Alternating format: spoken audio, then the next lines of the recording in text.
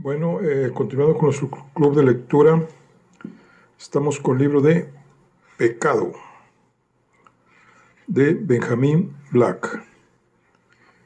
Y vamos a iniciar lo que es el capítulo número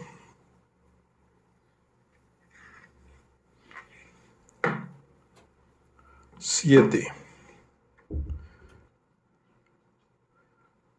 Capítulo número 7.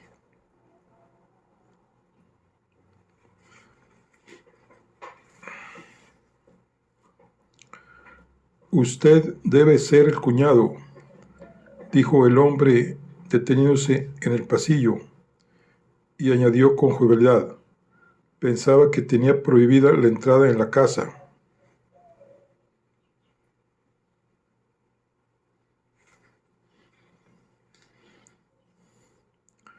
Era un tipo rubicundo, de unos 30 y tantos, con el pelo ondulado y ojos oscuros muy grandes. Llevaba un terno de twist de color y la textura de unas gachas, zapatos de ante marrones y un pañuelo de seda rojo en el bolsillo de la chaqueta. También llevaba un abrigo de pelo de camello colgando el brazo y un sombrero de fieltro marrón en la mano. Venía de fuera, pero los zapatos estaban secos, así que debía de estar usando chanclas. Olía a humo de cigarrillo y a brillantina cara. Strafford le miró y reconoció otro tipo familiar, el profesional rural, abogado, médico, veterinario de éxito, alegre, desenvuelto, consciente de ser un seductor, orgulloso de su reputación de disoluto, pero despierto como un hurón. A propósito, me llamo Havner, Dr. Havner, también conocido como el Boche, si le pregunta usted a Lettier. Strafford, casi todo el mundo me llama inspector. Así no se habían dado la mano. Havner levantó una poblada ceja. ¿Y de qué es inspector, si se puede saber?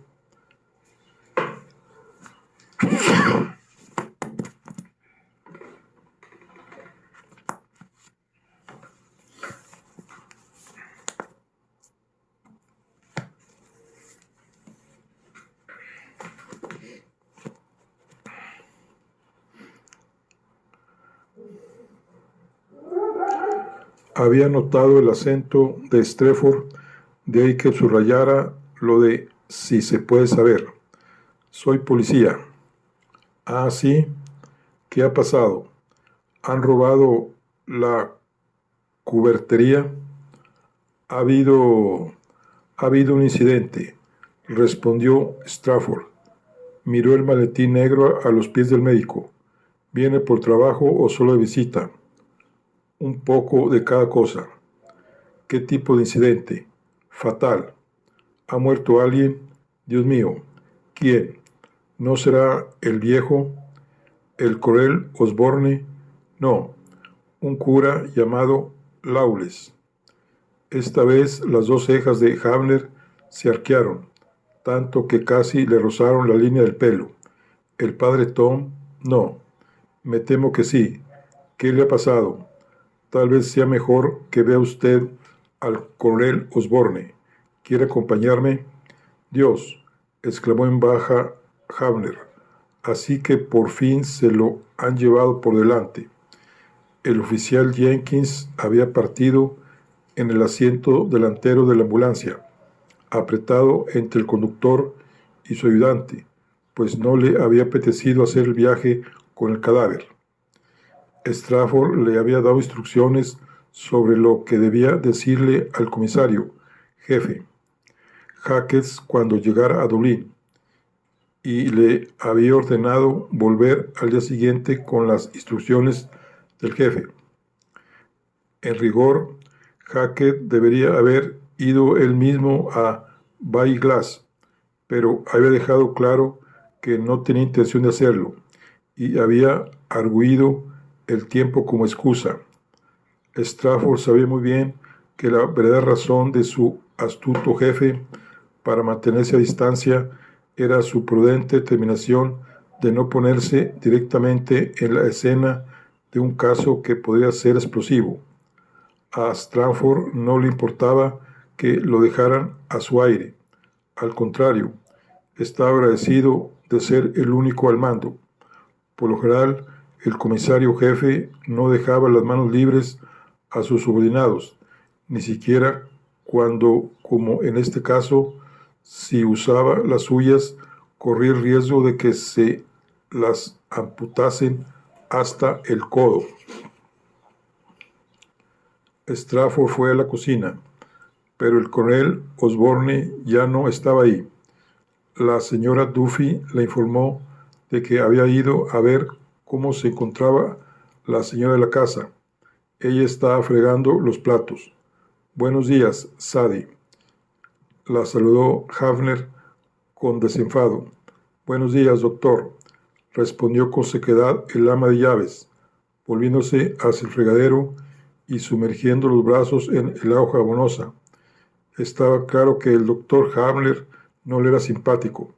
Vamos, le dijo Strafford, busquemos un sitio donde hablar. Salió de la cocina y fue hacia la parte delantera de la casa. ¿Cuida usted de la salud de toda la familia?, preguntó por encima del hombro. Supongo que sí, contestó Havner, aunque nunca me lo había planteado de ese modo. Dejó el abrigo y el sombrero en la mesa del vestíbulo. Se palmeó los bolsillos y sacó un paquete de Gold Flak y un mechero Zippo. ¿Quiere un cigarrillo? No, gracias, respondió Strafford. No fumo. Sabia medida. Strafford abrió la puerta del salón y asomó la cabeza. Bien, se ha ido, dijo. ¿Quién? Leticia. ¿Leticia? ¿Quiere decir Letty? Se llama Leticia. Ahora me entero. Se rió. Imagínese, llamar a una niña Leticia. Sí, eso ha dicho ella. El fuego había perdido fuerza y el salón estaba bastante más frío que antes. Strafford se inclinó sobre el hogar, apoyándose con un brazo en la repisa de la chimenea. Juntó las brasas en un montoncito con el atizador y echó 2 troncos encima. Se alzó una voluta de humo que le llenó la nariz y le hizo toser y parpadear. Havner, de pie en el centro de la sala, encendió el cigarrillo y guardó el paquete. Bueno, ¿qué le ha pasado al bueno de Tom?, preguntó. Quiero decir, al padre Lawless. Supongo que debería mostrar un poco de respeto. Strafford no respondió directamente. Estaba observando los troncos humeantes, todavía con los ojos llorosos. Me ha llamado la atención lo que ha dicho el vestíbulo. ¿Qué he dicho?, preguntó Havner. Así que por fin se lo han llevado por delante. ¿Qué quiere decir? Nada. Una broma. Admito que de mal gusto, dadas las circunstancias. Algo debía de querer decir. ¿Es que el padre Lawless no era bien recibido en la casa? Sé que venía mucho de visita, que le guardaban el caballo y que a veces se quedaba a dormir. Anoche, sin ir más lejos, a causa de la nieve. Havner se acercó a la chimenea y también él se quedó contemplando los troncos del lugar, que habían empezado a arder. A regañadientes, según daba la impresión, sin emitir todavía ningún calor perceptible. Oh, siempre era bienvenido, claro. Ya sabe cuánto les gusta a los protestantes tener a un cura complaciente en la casa. Se detuvo y miró de soslayo a Strafford. Dios, supongo que usted debe serlo también, ¿no? Sí, si se refiere usted a eso, Soy protestante, es decir, me bautizaron en la Iglesia de Irlanda. Ya he vuelto a meter la pata. ¿Serviría de algo si digo que lo siento? Strafford se rió un momento. No tiene por qué disculparse, repuso. No me importa. Empujó uno de los troncos con la puntera del zapato. Ha dicho que era una especie de médico de la familia. ¿Le importaría explicármelo? Havner soltó una risita gutural.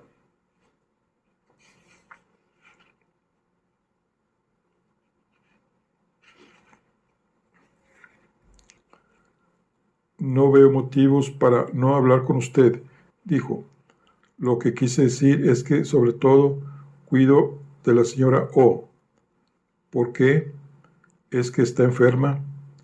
Havner no le miró y dio una larga calada al cigarrillo. No, no, solo delicada, ya sabe, muy tensa, sus nervios. Dejó la frase sin terminar. Es bastante más joven que el coronel Osborne. Sí, así es. Guardaron silencio. La cuestión del matrimonio de los Osborne y su probable complejidad quedó suspendida en el aire, frío, pero cerrada de momento a más preguntas. Hábleme del padre Lawless, pidió Strafford. Lo haré, si antes me cuenta qué le ha pasado. Lo ha derribado ese puñetero caballo. Es una bestia. Uno de los troncos crujió y chisporroteó. Su paciente, la señora Osborne, lo encontró esta mañana en la biblioteca. El corazón abusaba mucho de la botella y alzó el cigarrillo, del tabaco. Más bien, una hemorragia, puede decirse. Se han llevado el cadáver a Dublín. Le harán la autopsia a primera hora de la mañana. Tenía que pasar, antes o después, dijo Havner, con desenvoltura profesional. El padre Tom llevaba una vida de excesos, a pesar del alzacuellos. La jerarquía siempre lo estaba llamando al orden. Creo que el propio arzobispo tuvo que hablar con él más de una vez. Tiene una casa aquí en la costa. ¿Quién? El arzobispo. ¿Quiere decir el doctor Macquay? Havner se rió. Solo hay un arzobispo, o al menos uno que cuente. Si te desmandas, cae sobre ti como una tonelada de ladrillos. Seas católico, protestante, gentil o judío. Su excelencia reverendísima lo tiene todo atado y bien atado, con independencia de tu credo, raza o color. Da igual quién seas, puedes llevarte un pescozón en el cuello. Eso tengo entendido. Ustedes lo tienen más fácil, créame. Está harto de los protestantes. Pero si eres católico y ocupas un puesto de relevancia, Monseñor no tiene más que levantar el meñique y tu carrera se desvanece como si fuese humo, o primero en las llamas del infierno y luego como si fuese humo. Y no solo funciona con los sacerdotes. Cualquiera puede recibir una reprobación eclesiástica y sus días se han acabado en lo que se refiere a la Santa Irlanda. No creo que le sorprenda, aunque sea usted metodista. Hacía mucho tiempo, desde que iba al colegio, que Strafford oía llamar despectivamente a él y a sus correligionarios, metodistas. Nunca había sabido por qué. Habla como si lo supiese por experiencia, dijo. Havner negó con la cabeza con una especie de sonrisa desdeñosa. Siempre he medido mis palabras. La Iglesia vigila de cerca a los médicos. la madre, el hijo y demás son la base de la familia cristiana. Hay que protegerlos. Guardó silencio pensativo un momento. Una vez más presentaron a McQuay. Se volvió hacia Strafford. Un cabrón frío como el hielo, se lo aseguro. ¿Lo ha visto alguna vez en persona? No se ha perdido nada. Se parece mucho a Stan Laurel, pero sin gracia. Tiene la cara larga y fina, pálida y exangüe, como si llevase años viviendo en la oscuridad. Y los ojos. He oído decir que va usted mucho por Baiglass House, doctor, me dijo con esa voz meliflua suya. ¿Es que no hay suficientes familias católicas en la parroquia? Créame que pensé si no debería coger el maletín e irme a trabajar a Estados Unidos, aunque no he hecho nada para atraerme su ira, excepto hacer mi trabajo.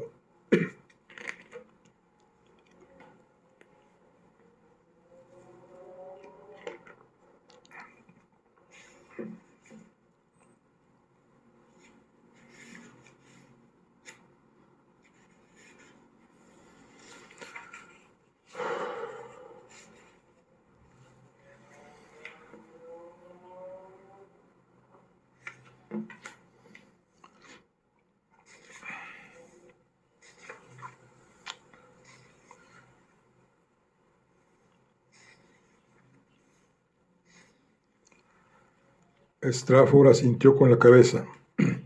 No le gustaba ese tipo con su tosca jovialidad y su cháchara mundana. A Strafford le gustaba muy poca gente. Me tomó usted por el cuñado de alguien, murmuró. ¿De quién? Hamner frunció los labios y soltó un silbido para demostrar lo impresionado que estaba. No se le pasa a usted nada, ¿eh? ¿Cómo ha dicho que se llamaba? Strafford. El médico echó la colilla al fuego, que por fin empezaba a desprender un poco de calor. Lo tomé por el famoso Freddie Harbison, el hermano de la señora, cuyo nombre nunca se pronuncia entre estas cuatro paredes. Siempre está sin un céntimo y pulula por ahí para ver qué puede rebañar. Es la oveja negra de los Harbison, de Harbison Halls. Todas las familias tienen una. Sí, supongo que sí, respondió abstraído Strafford, y reparó en que si lo que decía Hamner era cierto, él sería la oveja negra de su familia, puesto que al ser hijo único no había otro candidato para el puesto, aunque dudaba que tuviese el valor necesario para ser negro, por más que quisiera. ¿Qué ha hecho para tener tan mala reputación? Oh, circulan todo tipo de historias sobre él, turbias, iniciativas comerciales, dispendios, la hija de esta o aquella gran casa, ya sabe, podrían ser solo cotilleos, claro. Uno de los grandes placeres de la vida rural es denigrar a los vecinos y apuñalar a los mejores por la espalda. Strafford, que había estado sonriendo y asintiendo con la cabeza mientras escuchaba la descripción del hermano disoluto de la señora Osborne, cogió una fotografía un tanto oscurida que había sobre la repisa de la chimenea y en la que un coronel Osborne, más joven y delgado, en mangas de camisa, con pantalones bombachos y un jersey de cricket, de pie en el césped delante de Valley Glass House, sonreía con embarado cariño paterno a un niño de unos 12 años y a una niña más pequeña mientras jugaban. La niña estaba tendida como una carretilla en miniatura y el niño la empujaba por la hierba. Detrás, en las escaleras de la casa, había una figura femenina borrosa. Llevaba un vestido de verano de color pálido que ligaba las rodillas. Tenía la mano izquierda levantada, al parecer no a modo de saludo, sino de advertencia, y aunque tenía el rostro borroso por la sombra de un haya, su postura, inclinada en ángulo y con la mano extendida, hacía que pareciera asustada, enfadada, o ambas cosas. Era una escena extraña, pensó Strephon. Parecía ensayada, una especie de retablo cuyo significado se había desvanecido igual que la propia fotografía. Solo se veía uno de los pies de la mujer, con un zapato pasado de moda, estrecho y puntiagudo, apoyado de manera tan precaria en el escalón que parecía estar a punto de salir volando por los aires, igual que una figura mítica y alada vestida de gasa en un cuadro pre-rafaelita. La primera señora Osborne, preguntó Strephon, dándole la vuelta a la fotografía para que pudiera verla Havner. Supongo que sí, dijo el médico, observando la figura borrosa de la mujer. Yo no llegué a conocerla. ¿Murió, no? Sí, murió. Se cayó por las escaleras y se partió la espalda. Notó la mirada de sorpresa de Strephon. No lo sabía. Fue una tragedia. Sobrevivió unos días, creo, luego expiró. Inclinó la cabeza, frunció el ceño y contempló con atención la imagen. Desde luego, por su aspecto, parece frágil, ¿verdad? Capítulo 8. El doctor Havner, después de fumar otro cigarrillo y de compartir un par de cotilleos más, Strephon sabía que tendría mucho cuidado de no revelar ningún secreto familiar, si es que lo sabía, lo cual, siendo médico, era casi seguro. Se despidió y fue en busca de su paciente. Cuando se marchó, Strephon se quedó al lado de la chimenea con los brazos relajados y las manos en los bolsillos de los pantalones. Cualquiera que lo hubiese visto habría pensado que esos bolsillos eran profundísimos, al ver lo hundidas que estaban las manos, con el ceño fruncido y la mirada perdida. Tenía la costumbre, cuando intenta desenmarañar pruebas o fragmentos de pruebas, de caer en una especie de trance. Después, cuando volvía en sí, apenas podía recordar la dirección que habían seguido sus pensamientos, o cuál había sido el resultado. Lo único que quedaba era un vago resplandor, como el de una bombilla que está a punto de fundirse. Solo podía suponer que, abstraído de ese modo, debía de haber llegado a alguna parte, debía de haber hecho algún progreso, aunque no supiese a dónde había ido ni cuáles eran sus progresos.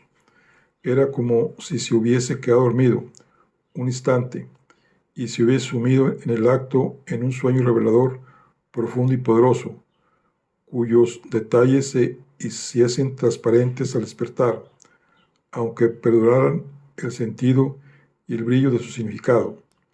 Salió al vestíbulo y se probó varios de los pares de botas de goma que había debajo del perchero hasta que dio con uno que le valía más o menos.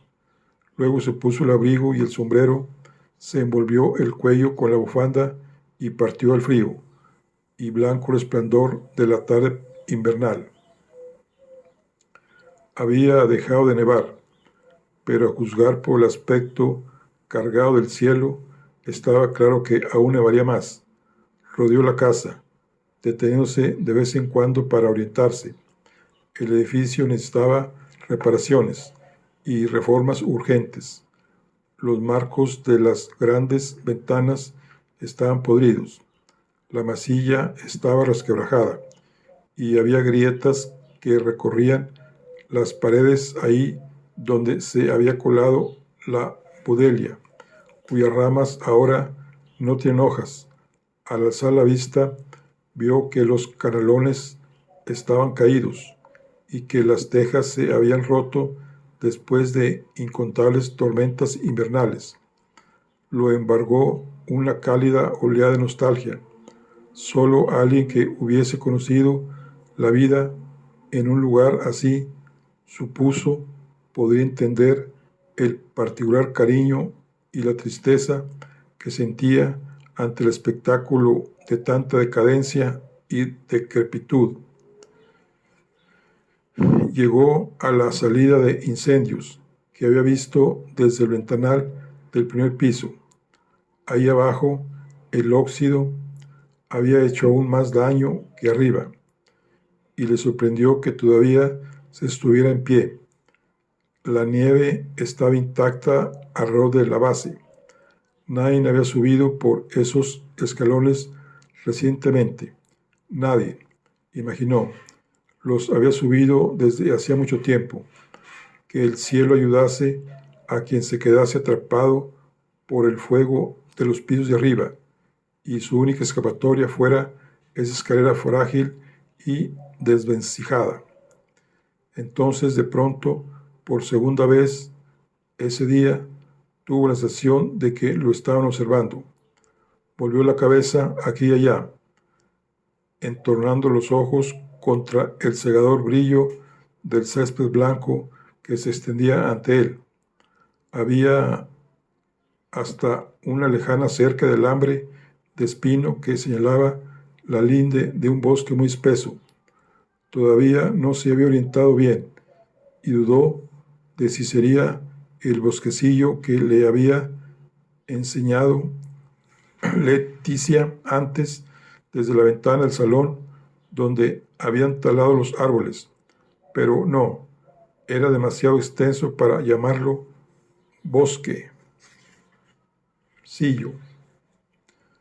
Los árboles de rama negra parecían presionar hacia adelante con desesperación, como si en cualquier momento podían romper la cerca y avanzar con las raíces a rastras por campo abierto, apelotonarse alrededor de la casa y golpear furiosamente las ramas contra los muros indefensos.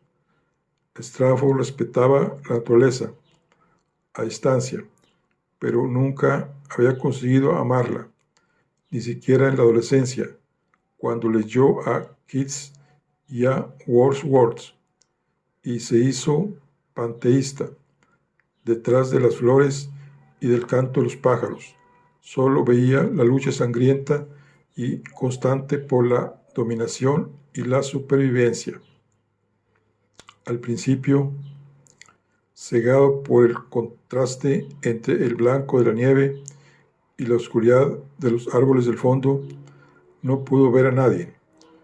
Luego algo se movió de un modo en que no podía desplazarse una rama agitada por el viento o por los pájaros, y concentrándose y entornando mucho los ojos, distinguió lo que podría ser una cara, aunque a tanta distancia no era más que una mancha pálida y borrosa contra el trastorno oscuro de los árboles, rodeada por una especie de halo oxidado de pelo.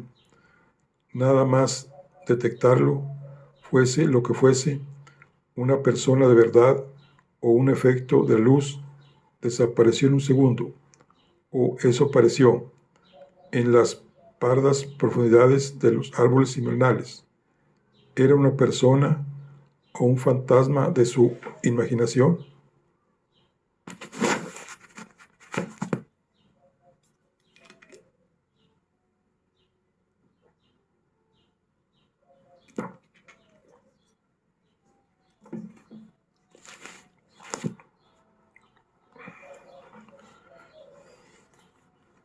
Echó a andar a través del césped.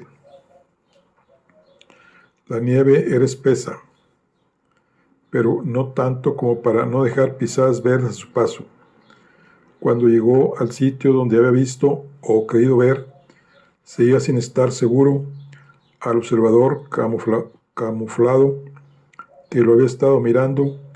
No encontró ningún hueco en la cerca del alambre, de espino, y las ramas de los árboles de detrás estaban tan juntas que parecían una pared impenetrable.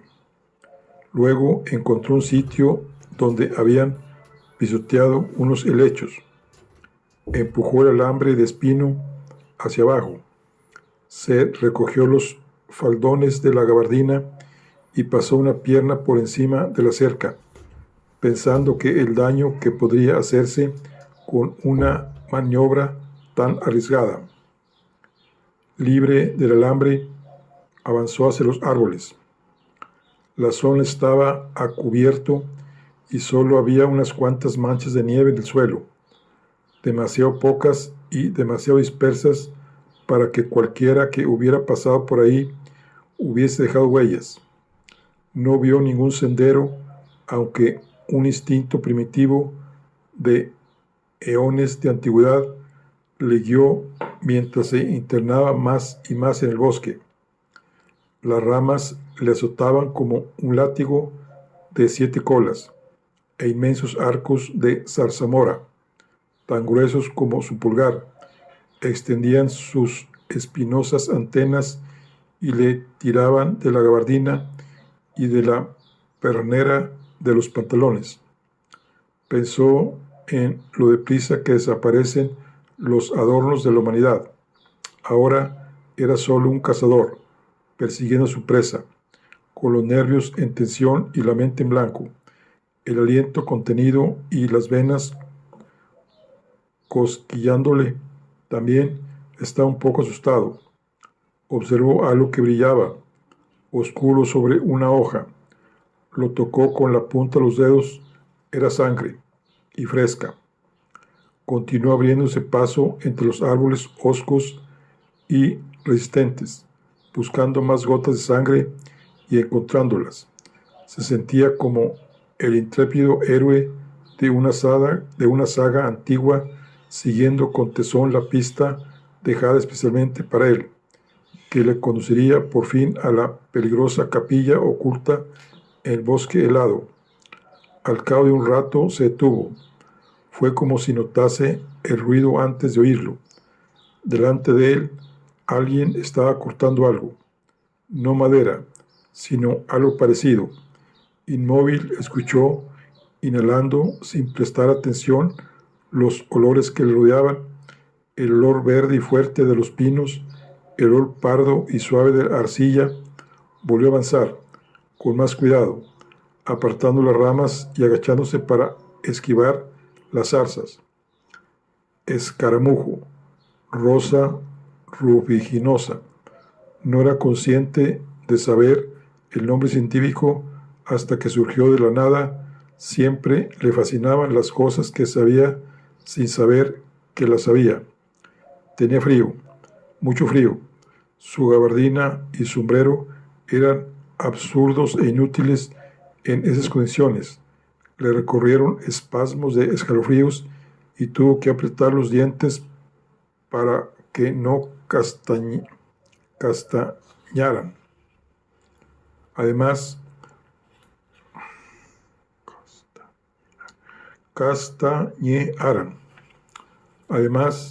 una de las botas de goma que había tomado prestadas debía de tener una raja, pues notaba una humedad gélida empapándosele el talón del calcetín. El terreno descendía en pendiente y tuvo que ir con cuidado para no resbalar en las hojas mojadas y medio heladas. Se detuvo a escuchar. El ruido había cesado. Siguió bajando, bajando y bajando, a trompicones, resbalando, tambaleándose y manteniéndose a duras penas en pie, hacia el corazón más profundo del bosque, donde reinaba una especie de penumbra. Notaba el corazón que latía despacio en su celda. No pienses en nada, limítate a ser como un animal. Su entrenamiento en la policía le había enseñado no a no tener miedo, sino a no prestarle atención. La oscuridad empezaba a clarear y casi de pronto llegó a la linde de un claro. una especie de hondonada en el centro del bosque. En ese terreno despejado había una alfombra de nieve. En medio del claro se alzaba, o más bien se tambaleaba, una vieja caravana, de esas familiares que se enganchan al coche. No tenía ruedas. La pintura estaba descascarillada y sus ventanas estaban empañadas. A saber cómo habría llegado ahí, en una esquina del tejado redondeado, una alta chimenea de metal, inclinada a un lado como el tubo abollado de una estufa, soltaba perezosos volutas de humo gris. Delante de la puerta estrecha había una traviesa de ferrocarril, aserrada a modo de escalón. En el suelo, a la izquierda de la puerta, había una mancha de sangre circular de unos 90 centímetros de diámetro. ¿En qué pensó al ver el marcado contraste entre la sangre y la nieve? Luego cayó en la cuenta en la irresistible manzana de piel roja como la sangre y carne blanca de la malvada madrastra. No obstante, estaba seguro de que dentro de ese desvencijado vehículo no le esperaba ninguna Blancanieves. Salió de los árboles y cruzó el claro. Las suelas de las botas de goma crujieron en la nieve, un ruido imposible de evitar y que por fuera alertaría de su llegada a cualquiera que hubiese en la caravana, si es que había alguien dentro.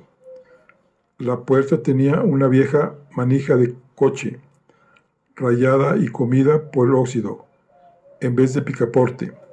Alzó los nudillos para llamar, hizo una pausa y de pronto, como si se le adelantaran, de hecho como si le hubiesen estado esperando, la puerta se abrió de par en par, con tanta fuerza que tuvo que apartarse para que no le golpeara. Una figura corpulenta apareció ante él, una figura que reconoció: hombros grandes, frente espejada y pelo rojo cobrizo a la luz que salía por la puerta.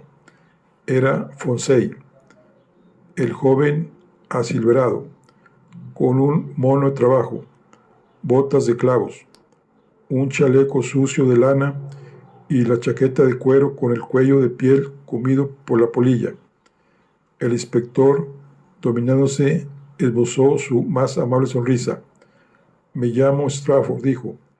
¿Y usted es Fonsey? Miró la mancha de sangre a su derecha. ¿Ha estado cazando? No. Tengo permiso, respondió enseguida Fonsey. No soy un furtivo. No he dicho que lo fuese, replicó el detective. Solo volvió a contemplar la mancha en la nieve, la sangre. Puso un pie, el del talón mojado, en el escalón improvisado. Oiga, ¿le importa si entro un momento? Aquí fuera hace frío.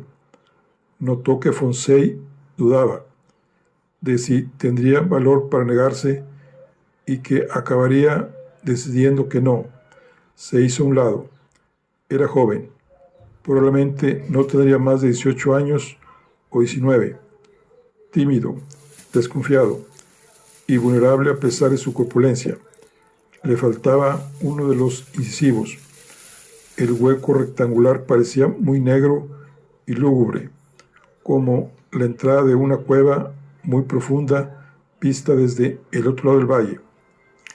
El interior de la caravana olía a parafina, a cebo, a carne, a sudor, a humo y a calcetines sucios.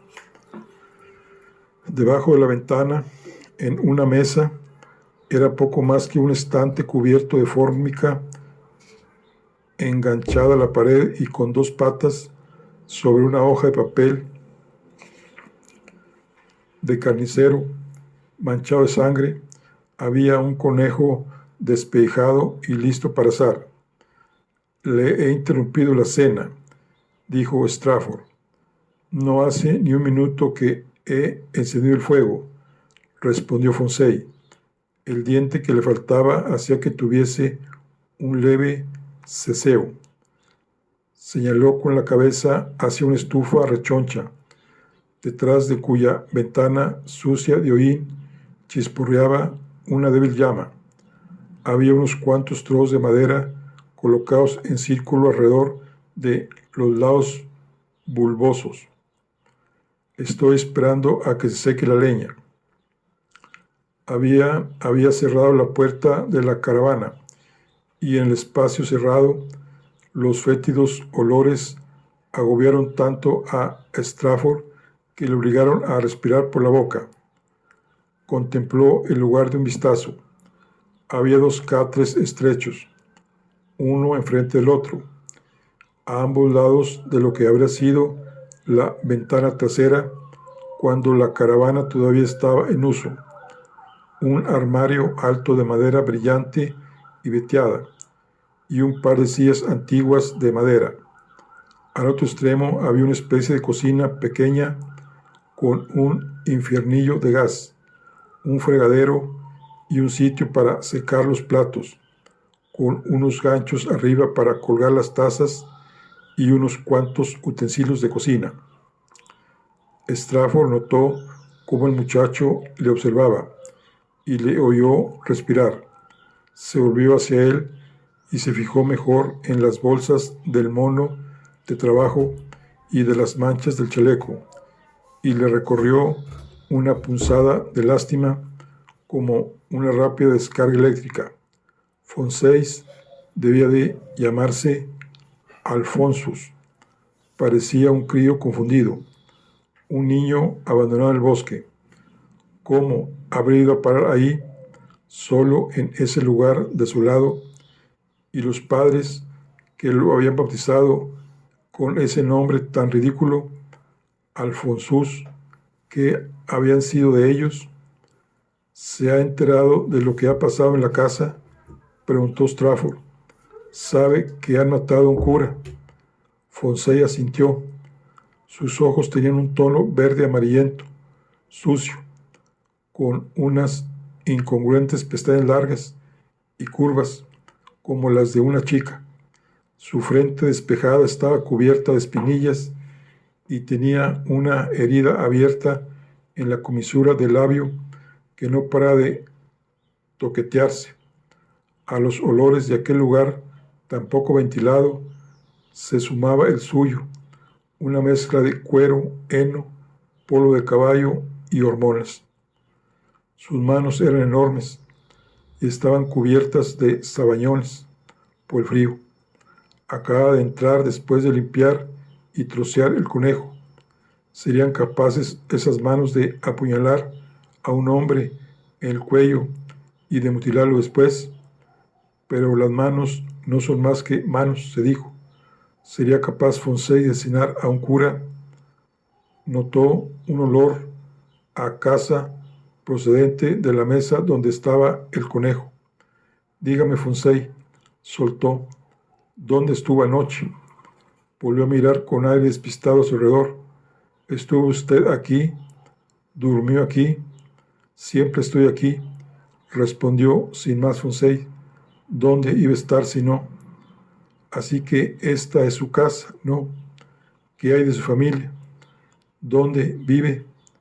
No tengo, dijo el chico sin mutarse, expresando el hecho crudo sin más. Estaba claro que había sufrido mucho.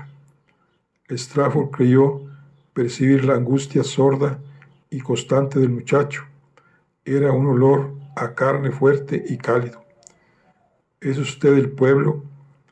¿Nació aquí en Baiglas?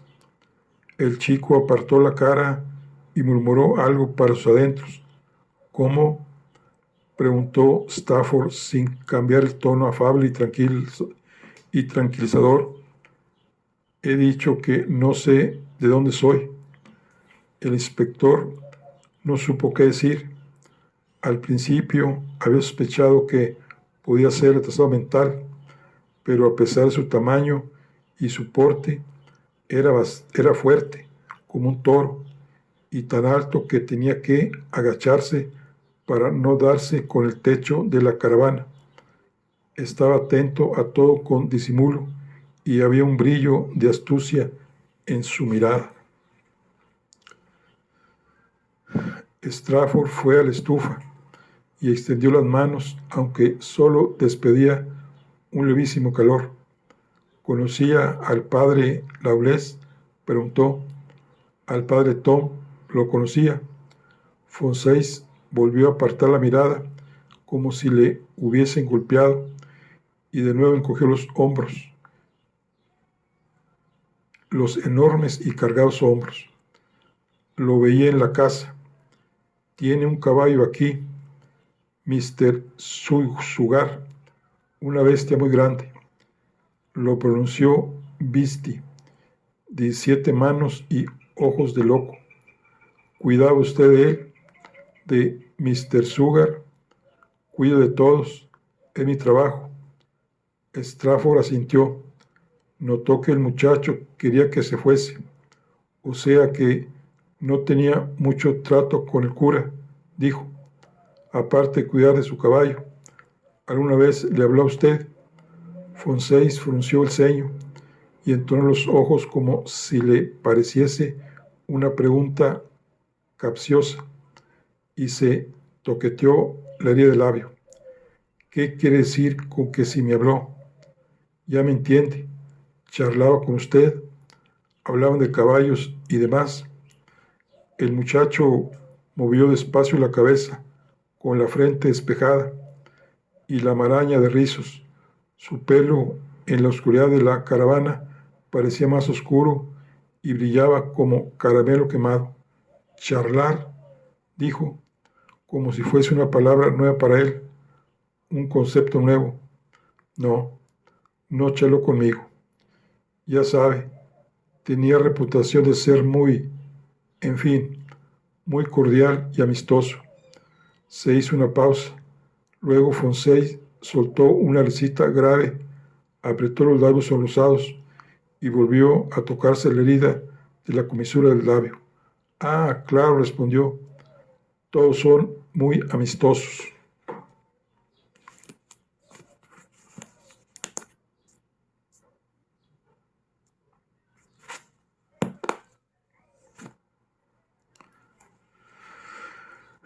Capítulo 9. El sendero era más empinado por esa parte del claro, enfrente de por donde había llegado. Fonseis le había aconsejado ir en esa dirección y le había asegurado que le llevaría a la carretera de Ballyglass House. Era más largo, pero más fácil que volver dando tumbos por el camino del bosque por donde había venido. Subió con torpeza por la pendiente, clavando el tacón de las botas en el barro, cubierto de hojas para impulsarse y sujetándose a un tronco y a otro, con la esperanza de no caer.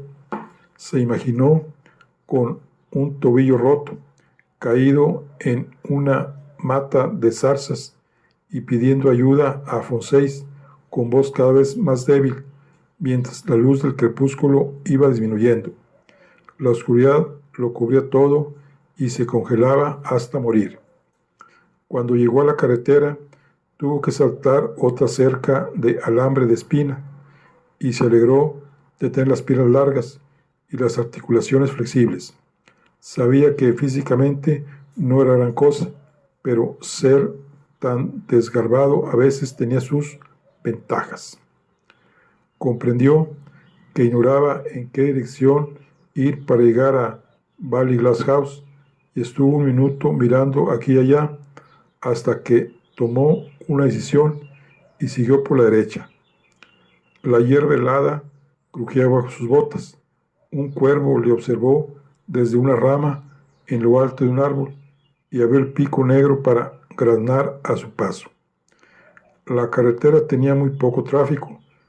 Las roderas en la nieve, una línea paralela a cada lado, no eran tan profundas como para acceder al asfalto.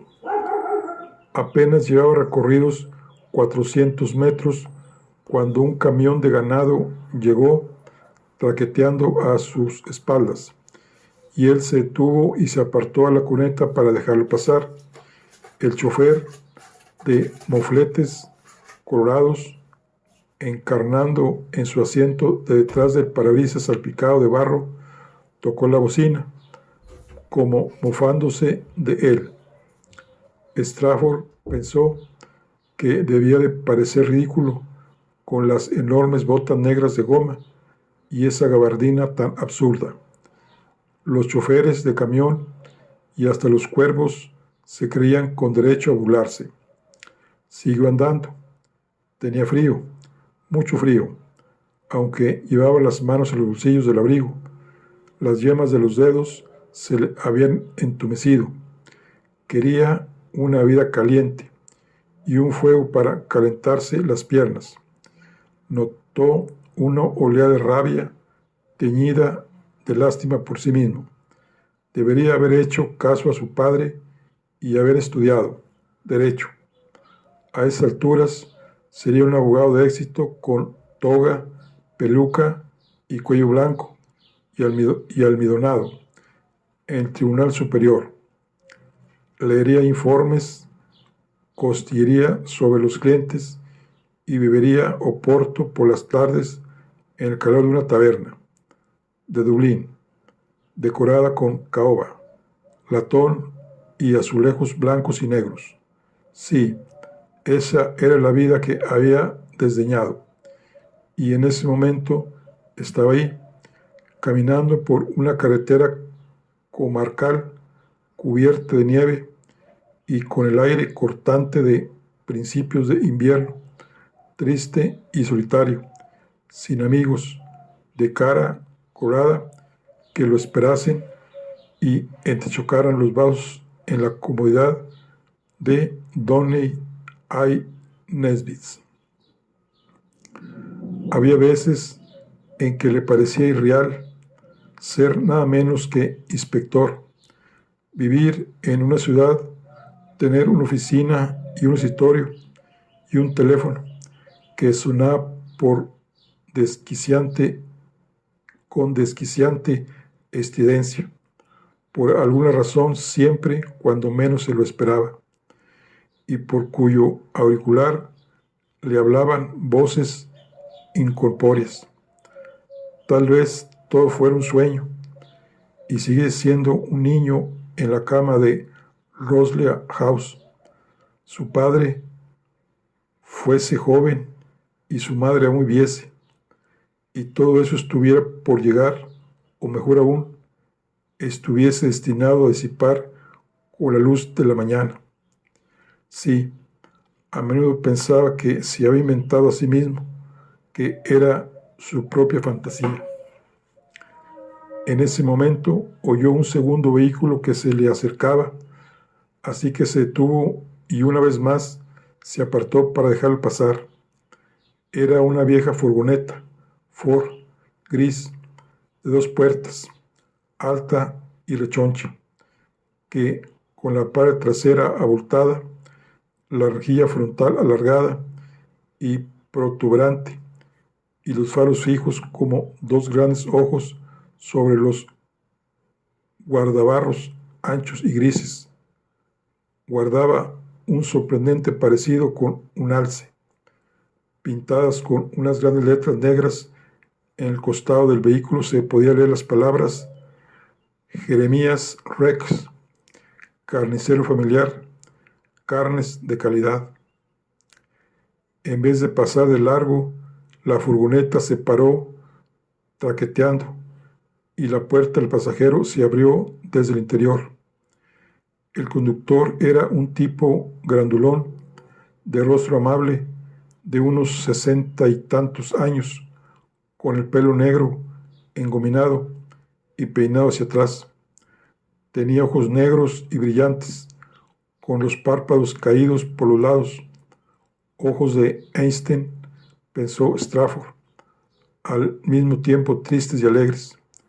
El hombre se inclinó en el asiento y miró al inspector con gesto risueño y tranquilo. Suba, suba, hombre, dijo con una incongruente gracejo señorial en la voz. ¿Quién se cree que es? Scott en la Antártida. Strafford hizo lo que le pedía. Se instaló en el asiento, cerró la puerta y se puso los faldones de la gabardina sobre las delgadas y frías espinillas. Una oleada de aire caliente ascendía de la calefacción a sus pies y enseguida empezó a picar la nariz. La furgoneta seguía inmóvil y el conductor, que se había dado la vuelta para observar mejor a su acompañante, le tendió la mano. Soy Reg, dijo. ¿Y quién es usted, mi pálido amigo? Si no le importa que le pregunte. Me llamo Strafford. Strafford con R. Exacto.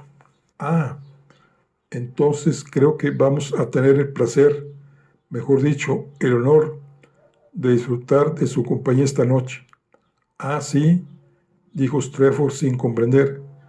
En la gavilla de cebada soy Rec, pero en la puerta dice, sí, también soy ese Rec, carnicero, verdulero, tabernero y dueño de una pensión. Podría usted decir que soy un hombre para todo y tener razón. Empujó el cambio de marchas y soltó el embrague. Las ruedas derraparon en la carretera helada. Luego cogió un agarre y la furgoneta avanzó con una sacudida. ¿Puedo preguntar, señor, qué hace en un sitio tan apartado un día como hoy? ¿De dónde viene? Está en el bosque. Reg asintió con la cabeza. Tenía la actitud relajada y tranquila de algunos hombres que viven en paz consigo mismo y con el mundo. Tan grande era su cintura que el bulto de su vientre estaba encajado debajo del volante. Strafford se apoyó en el crujiente asiento de cuero. Los dedos de los pies empezaron a entrar en calor con el aire caliente. El bosque, dijo pensativo, tarareó un fragmento de la melodía de la merienda de los ositos, tum, tum, tin, tum, y luego silbó, aspirando el aire entre los dientes. Ha tenido una conversación con el chico espantoso, el feroz Fonsey. Pues la verdad es que sí, tan feroz es.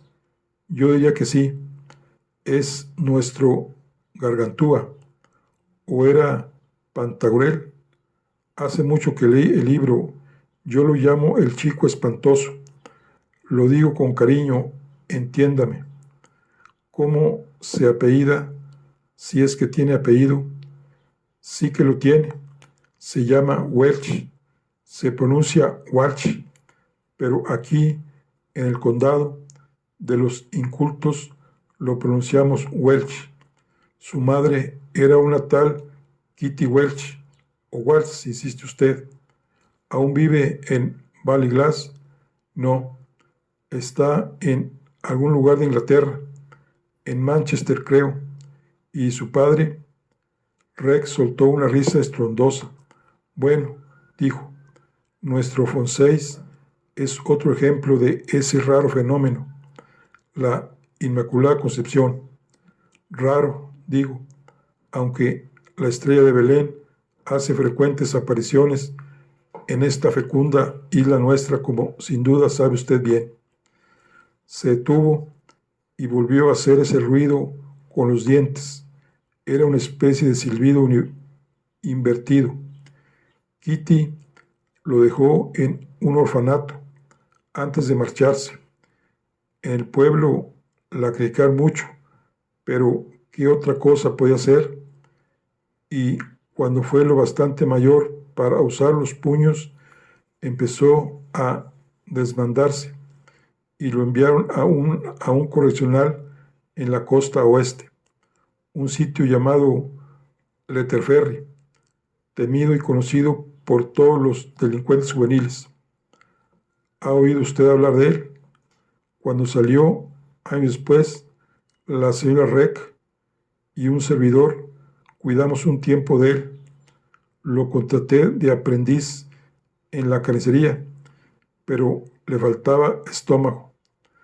Le gustaba tan poco como a mí desnucar a pobres animales indefensos, aunque yo me rijo por el principio de que si uno está dispuesto a comérselo, tiene que estar dispuesto a sacrificarlos.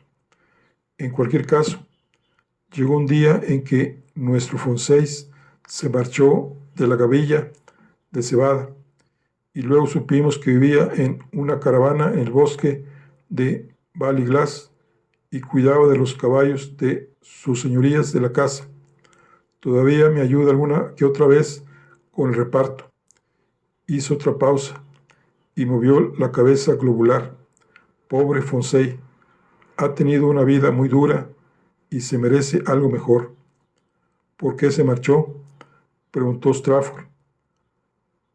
¿Por qué nos dejó a la señora Reg y a un servidor? ¿Cómo saberlo?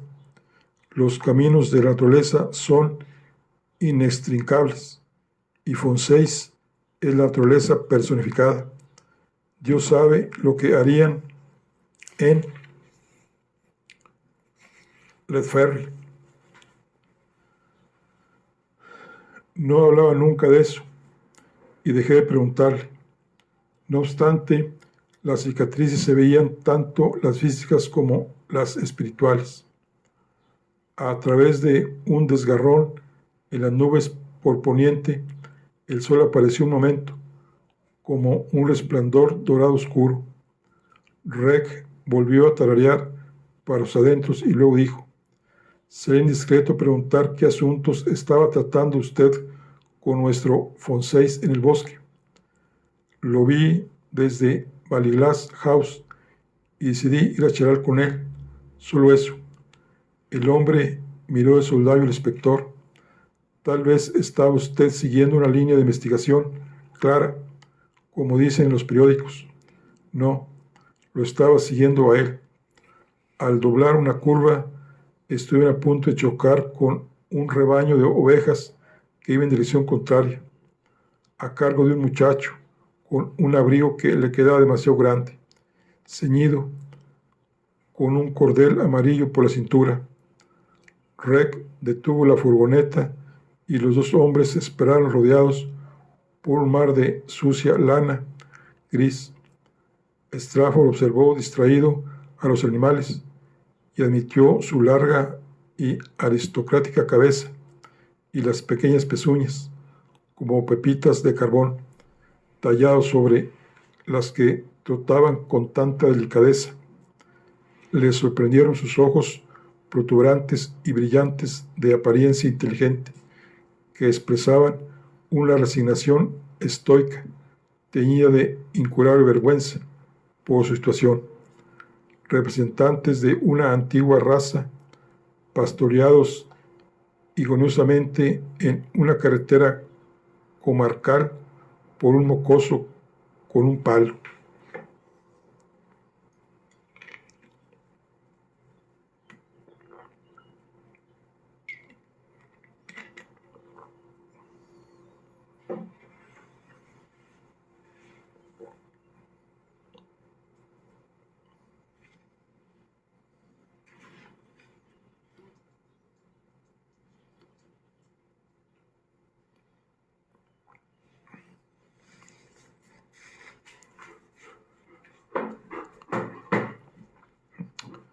La oveja es un animal interesante, observó Jeremías.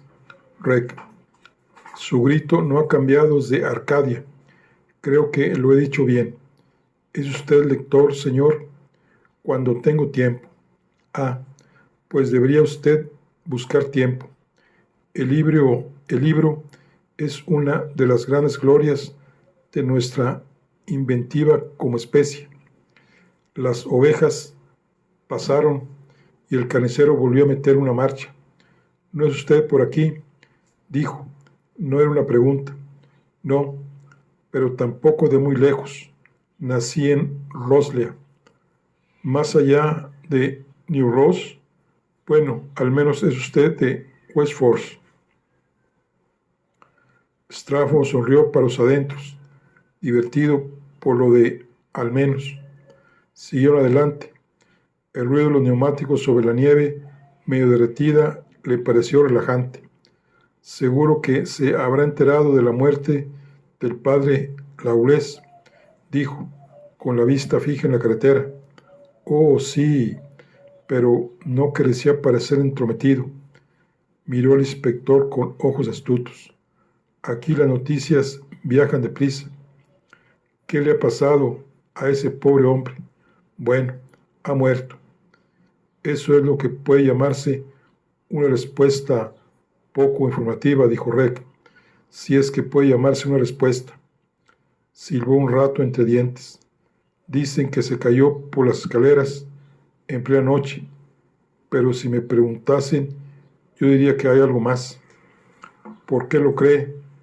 O por varias razones. Por ejemplo, no creo que las autoridades de Dublín enviasen a un inspector a investigar un accidente, no. Habrían dejado que se encargase el policía de aquí, el sargento Radford. Eso es, Sir Rec, nuestro valiente Dan Radford, el sheriff de Deadwood City. No lo conozco, dijo Strafford mirando los árboles cubiertos de nieve que pasaban por la ventanilla. Por lo visto no se encuentra bien. ¿No se encuentra bien?, murmuró Rec. Eso ha dicho, Eje.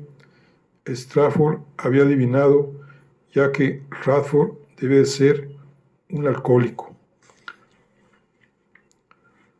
La gripa, me han dicho, añadió. Ah, la gripa. Hay mucha por ahí. La señora Rec la ha pasado, pero de momento yo me he librado. Hizo una pausa y silbó. Sabía que los Radford perdieron a un hijo. ¿Qué le sucedió? Se ahogó. Muy trágico. El silbido de Rec, comprendió Strafford, era muy parecido al ruido de un hervidor de agua cuando el líquido está a punto de entrar en ebullición. La comparación le gustó. Le complacía pensar en la armonía secreta de las pequeñas cosas. O sea, dijo al cabo de un momento, que nadie sabe quién es el padre de Fonsey, ¿no? Estoy seguro de que Kitty Welch sí lo sabe, pero no lo quiere decir. Por mi parte, tengo mis sospechas, pero me las callo. Estaban llegando a lo que parecía ser otra curva traicionera y redujo una marcha. La pobre Kitty no era mala chica, solo un poco nerviosa cuando vio la luna llena. Se le podía perdonar, pero no mucho lo hicieron, suspiró. La gente puede ser implacable, creo. Tomaron la curva y vieron Valley Glass House asomando entre la niebla helada al final de la carretera sinuosa, con las chimeneas humeando como una batería de cañones. Rec detuvo la furgoneta. La luz de las ventanas del piso de abajo estaban encendidas, pues la tarde empezaba a declinar por el oeste, donde se apelotonaban más nubes de nieve. ¿Cenará con nosotros después?, preguntó Rec con su voz amable. Espero que sí. Transmitiré esa información a la señora Rec. ¿Le parece bien algo modesto pero nutritivo? Y dígame, ¿hay algo que no le guste? No creo. Yo confieso tener aversión por las coles y en particular, bajó la voz hasta convertirla en un murmullo, por las coles de Bruselas. Yo como cualquier cosa, dijo Strafford, dentro de lo razonable, dentro de lo razonable. ¿Quiere que le llame para decirle cuándo podré estar con ustedes? Rec asintió distraído con la cabeza, examinando la casa a través del parabrisas. Notable familia, los Osborne, dijo, notable en muchos sentidos. Ha conocido a la segunda señora Osborne. hizo una pausa sin dejar de escuadriñar el edificio, moviendo la cabeza despacio y silbando hacia adentro. ¿Sabe usted que la primera murió en circunstancias parecidas a la del padre Tom? Miró animado hacia Strafford. Me temo que esa escalera debe de estar engafada. Gracias por traerme, dijo Strafford abriendo la porzuela. Seguiré andando. Hasta luego. Si voy a llegar tarde, le telefonaré, y en este caso podré dejar fuera una llave. Oh, no se preocupe, estaré en mi puesto. El auténtico casero nunca duerme, observó a Strafford mientras salía a la mezcla de fango y nieve de la puerta. Sabe, dijo, no creo que el chico espantoso, por temible que sea, pudiera asesinar a un cura, porque no podía retorcerle el pescuezo a un pollo sin derramar ninguna lágrima. Bueno, aquí concluimos la charla del día de hoy. Nos vemos en la siguiente. Hasta luego.